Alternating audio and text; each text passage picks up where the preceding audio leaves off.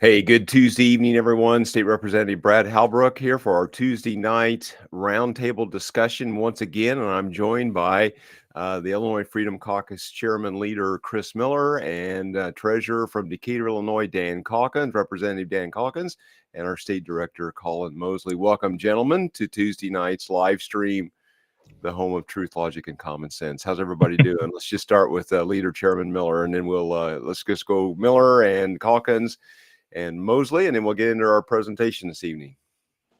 Well, we're doing great here in God's country in East Central Illinois. You know, the wind's blowing, the sun's shining, there ain't a cloud in the sky, and the combining is going well, and hopefully we will wrap things up tomorrow if we can miss the rain. So we're looking forward to that.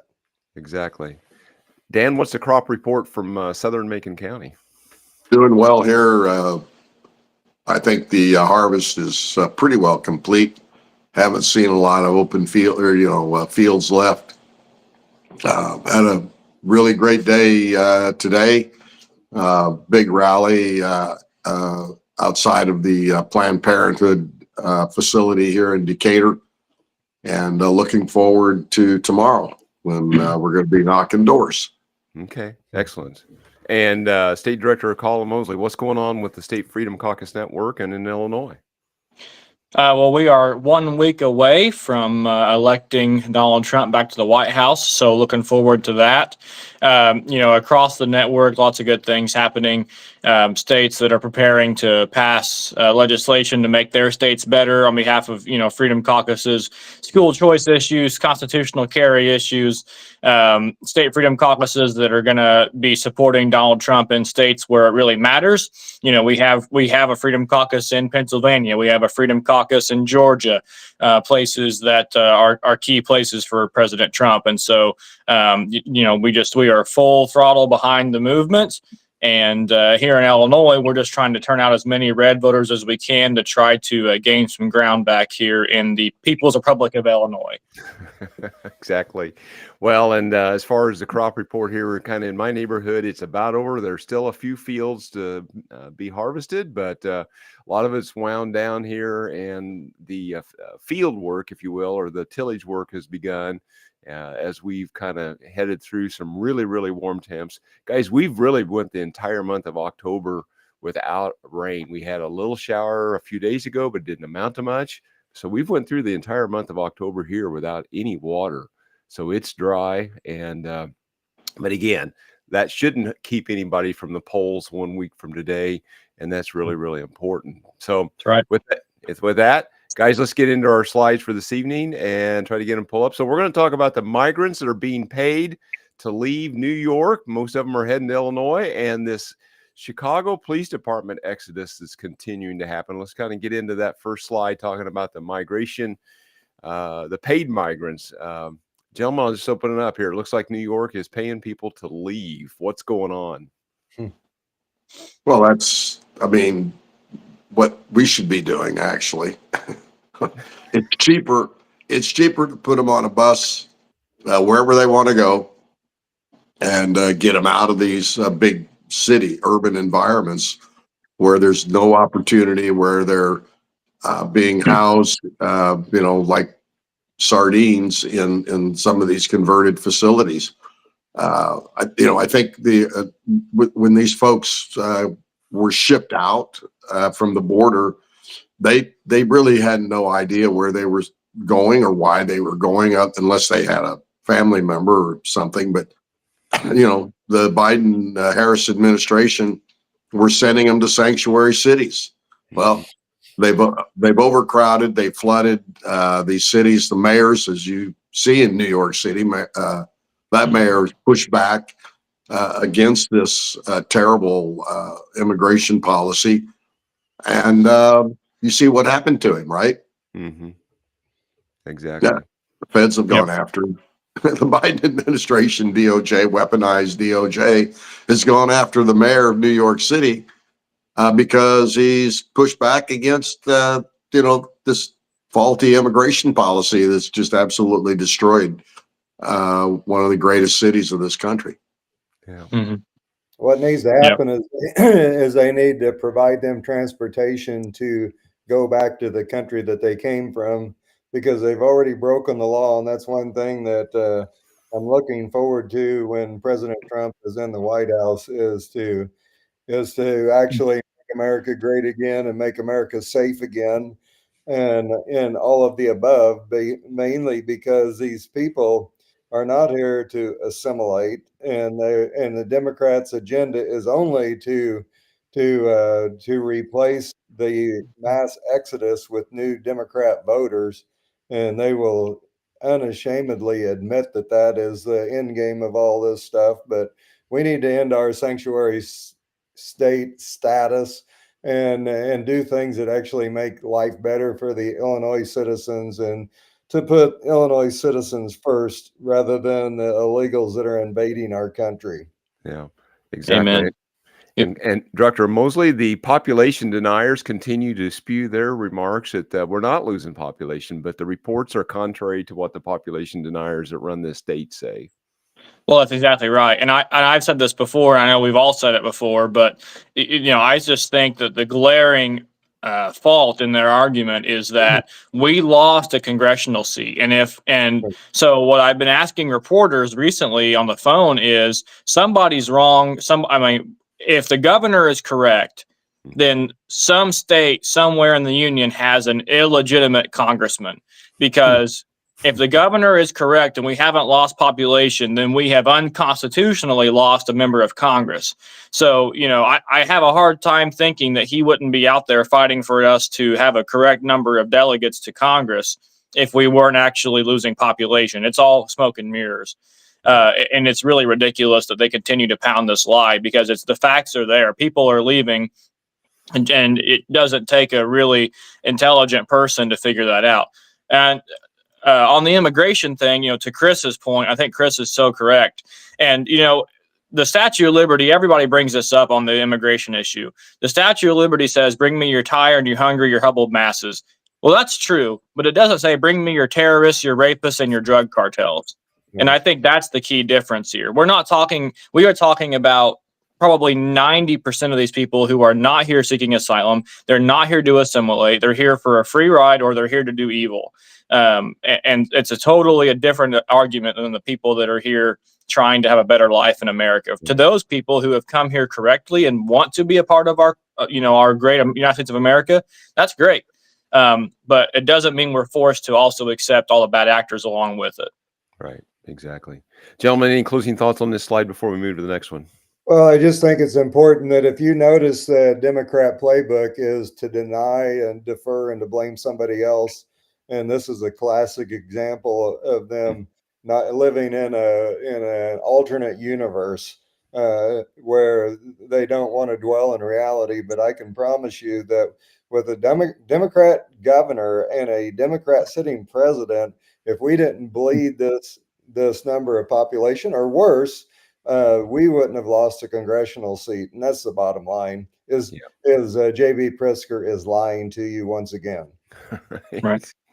And we're probably using people to replace that. They're probably trying to use illegals under the cover of night to replace that. And one more quick thing I just thought of is, the governor and the Democrat leaders have made a huge attack on the governor of Texas for sending illegals up here because he's a Republican. I've not heard him complain one bit about the Democrats of New York sending people to Illinois. So is it only a problem if you're a Republican, or, it's very hypocritical? Yeah. Well, that seems what they do best, is being hypocritical about their positions. So. All right. The other exodus that we're reading about here is what's happening in Chicago with law enforcement. Gentlemen, what's going on? We're seeing these reports here that we're losing police officers out of Chicago at a time where we need them. Surely this isn't a fault of the Safety Act. No. It can't be. It has to be something else. I'm not sure what it is, but I mean, I feel, we've always, as a Freedom Caucus, has always 100% backed the blue, and we still back the blue. And I can't imagine how bad the work environment is, that they've done everything to make their life miserable and their job harder, rather than trying to help them to to be the best that they can be and provide solutions to crime in the city. And not only is the net effect is that policemen are leaving, but also people are leaving the city because it's not safe and they don't feel safe. And that's one of the fundamental ideals that we should have uh, in our government, is to protect the people and provide a safe environment for them to thrive. Mhm. That's right. Yeah, and Chairman Miller, you've talked about how the Democrats and the supermajority in Springfield has destroyed public education, they've destroyed economic opportunity, and they've destroyed now public safety. And people aren't going to put up with that. They're going to go to places where all three of those things are not an issue, where they can thrive and raise their families in peace and have them well educated, and they don't have to worry about protecting their stuff because there is rule of law in other places in this nation. For some reason, Illinois just has a different version of the way they think they need to operate a state. Yep. Well, their solution for almost everything is to tax more, borrow more, spend more, regulate, and the latest one is regulate and mutilate. And so that's their agenda in a Yep. nutshell. Sad but true. Well, I think with the demand for police officers everywhere, when you have an opportunity to change your job location, we're seeing these highly qualified and well-trained police officers deciding they don't like the work environment, just like anyone else. If you work in a factory and you have an abusive supervisor or an unsafe work environment, people will move on. It's no different if you're a police officer. I mean, you're not handcuffed to a locale, and I'm sure with we saw it a couple of years ago when Ron DeSantis came through and was recruiting police officers to move to Florida, with tuition and schools and jobs and benefits. I mean, it was pretty embarrassing, but I'm sure it helped him. Right. But yeah, why would you stay? And I know there are some people that they don't want to leave their hometown, but if you're a law enforcement officer in the city of Chicago, and the people that you work for, the administration doesn't value your work or does everything they can to support the criminal element and make sure that if you step outside their rules, your life will be ruined. Why would you stay? Why? I mean, take your skills, take your family, get out of this environment, and go somewhere where you're welcome. Go somewhere where you can thrive. It's just the American system. This isn't Soviet Russia where they tell you you're going to be a cobbler and make shoes the rest of your life in one specific town. Right. We have freedom of movement in this country, and we see it with people voting with their feet leaving Illinois, and we see police officers voting with their feet leaving CPD. Yep. And their overtime budget. The mayor just talked about how horrible. The articles are saying that the police overtime budget in Chicago is through the roof, and he has a $1 billion deficit to deal with right now. A chunk of that is the overtime budget being overspent. Well, because he has no officers to cover the shifts. Right. And it's not like crime. It's not like he needs fewer cops right now. Crime isn't exactly down. So it creates other problems too. It creates fiscal problems whenever you've got to figure out how to pay these people and not, violate labor laws. And I'm sorry, but also, they all want to talk about mental health, but they have no problem mandating overtime for a cop to work 80 hours in a week either. So it just doesn't make any sense. Yeah, exactly. Well, I think the other thing that some of these officers, the younger officers, are seeing is the pension. The promise at the end of the rainbow is terribly underfunded. And I would say that if I had less than 10 years in, knew that I had to work another 25 years in order to collect a pension, and I see the pension fund, I'm thinking, that money may not be there for me when I do retire, and I need to go somewhere where my pension is going to be secure. And that's certainly not the city of Chicago, and it probably isn't the state of Illinois. Right. Yeah. And there's no, the other problem on the pension thing too is, and I'm not saying, we have all kinds of problems with pension system in Illinois, obviously, for a law enforcement officer, with the way they've changed now, tier 1 and tier 2, it's a whole different reality to think that you're going to have to be patrolling a beat at 64 than it was at 55. I mean, there's just, it's a different thought to think that in your 60s, I'm still going to have to be. And so a lot of these people are looking at this like, why in the world do I want to work a precinct in Chicago at 60 years old, knowing that what crime will be 20 years from now?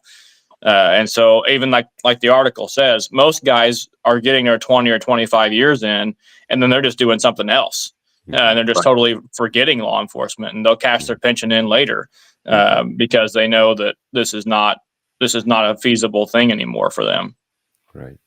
Yeah. Well, gentlemen, we all have an opportunity to do something about this, hopefully to bring some common sense back at a national level, and hopefully it spills over in Illinois.